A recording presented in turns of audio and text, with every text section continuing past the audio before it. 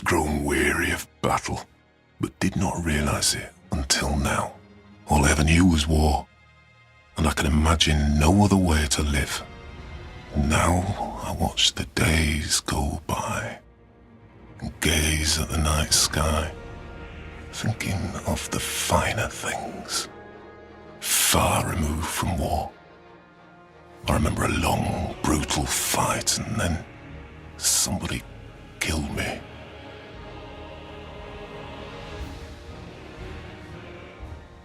So I thought.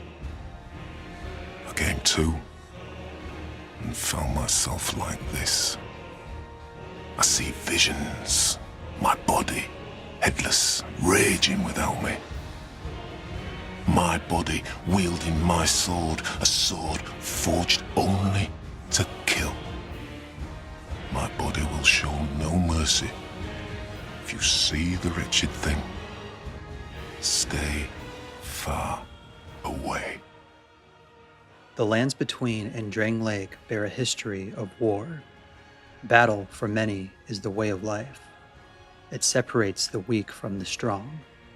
For many, it breeds wisdom and strength of the mind. War has an effect on those who live long enough to tell their tales, where they become the scholars, philosophers, and ideologues of their society.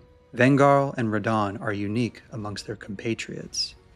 These proud lions were shaped by their victories and their defeats in conflict unlike any other characters in FromSoft Souls.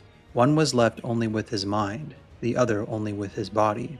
These two represent what war does to a man, and how it can bring wisdom to their perspective on life and purpose, or how it can never let them truly rest. After all, what could be more glorious than the thrill of combat?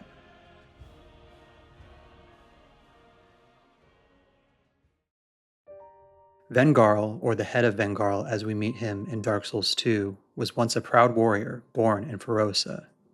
After the kingdom fell, he began working as a mercenary, building a reputation as a fearsome combatant. Even those that knew him would be sure to steer clear of him, as noted in his armor's description, which states, Vengarl was known as a raging deadly warrior. Even Ferosa's Lion Knights, a motley crew of rabid fighters, kept him at arm's length. Eventually, he would be bested in battle, where he was decapitated. This would not be the end for Vengarl, as he awoke bodiless. This state left him with all the time in the world to think, contemplate, and philosophize on life and its purpose. The silence of the woods he was left in granted him peace and quiet, a stark contrast from the constant rage and noise he craved when on the battlefield. His body can still be encountered deep in the shaded ruins, bearing his weapons and aggressive fighting style to this day. As encountered by the bearer of the curse, he can be summoned for several fights and becomes an ally to them as their conversations grant him peace and contentment.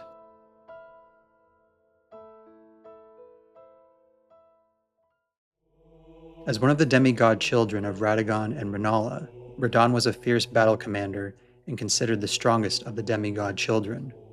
Growing up, he admired his father's distinct red hair as well as the lion-like prowess of Godfrey, the first Elden Lord. Radahn would also uphold the magic-based lineage of his mother by studying gravitational magic in Celia in order to continue to ride his scrawny steed, Leonard. He was branded with the moniker the Starscourge, referring to his conquering of the stars, leaving them suspended, thus saving Celia from a terrible fate. During the Shattering, he would clash with his half-sister Melania in the Caelid Wilds, where she would let her scarlet flower bloom, poisoning Radahn with scarlet rot and the entire region. Radahn would be left as a mindless body, scouring the battlefield until he was slain by the Tarnished during the Radahn festival. He would then be resurrected by his half-brother Mikola to join his ascension to godhood as his consort, using the remains of Mohg in the process. Once again, the Tarnished would defeat the two of them at the Gate of Divinity atop Enir Lim.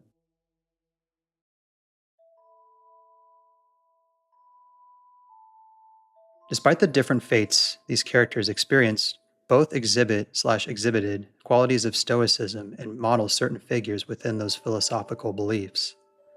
Vengarl could be seen as an Epictetus-type figure, a disabled man who lived a life of simplicity. On the flip side, Radahn embodies more of the qualities of Marcus Aurelius, who lived a life of royalty and war conflict and died from disease. Vengarl and Epictetus both uphold the notion that self-knowledge is the key to understanding and contentment. Both humble figures display that through their lifestyles or means by which they live. Vengarl has nothing but himself to contend with.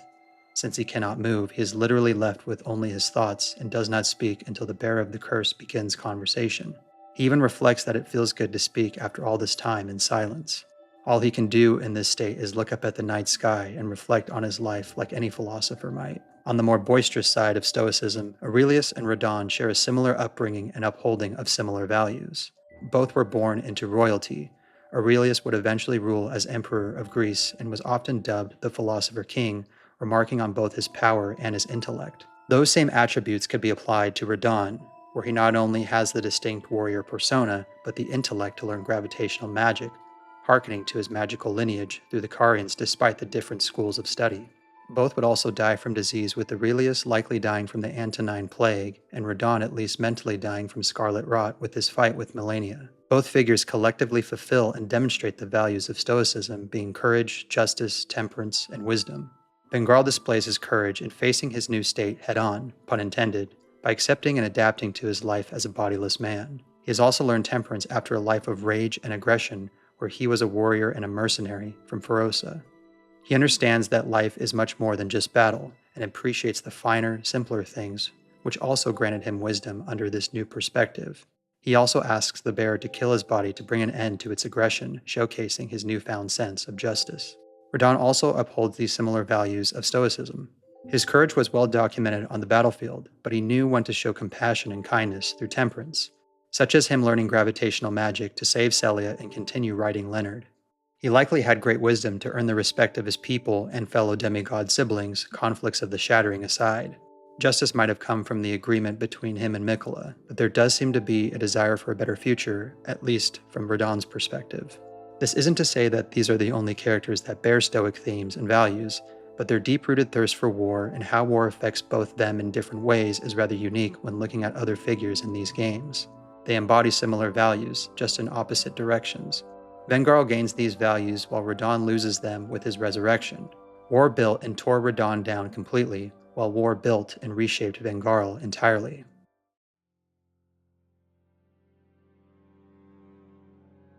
When looking at both characters, they have an unmatched thirst for war. Vengarl, even among his fellow Lion Knights, was considered unhinged. Radahn's story is similar, idolizing the fiercest warrior Godfrey and even becoming the most feared and respected demigod himself. Both embody that spirit of the lion not only in their approach towards war, but in their weapons and armor decoration and design. They are the respected, the feared, and the animalistic predators on the battlefield. Both characters show what war does to a man. Vengarl was shaped unexpectedly, where his thirst for war ran dry and he became a kind, gentle person, losing his aggression and tenacity in favor of a more tranquil and meditative approach to life. War would shape Radahn, except in the opposite direction. He would become even more savage in his mindless state, scouring the Caelid wilds and then becoming a puppet for Mikola. War made him a tool for others, and he lost himself in the constant conflict. Both characters show that war can either remold or completely destroy those who survive their battles. Both are also in a partial state of existence, with Vengarl being left with only his mind and Radahn with only his body, with Leonard being the only connection to his former self. This partial existence made Vengarl a wiser man, while it made Radahn a puppet and rabid animal.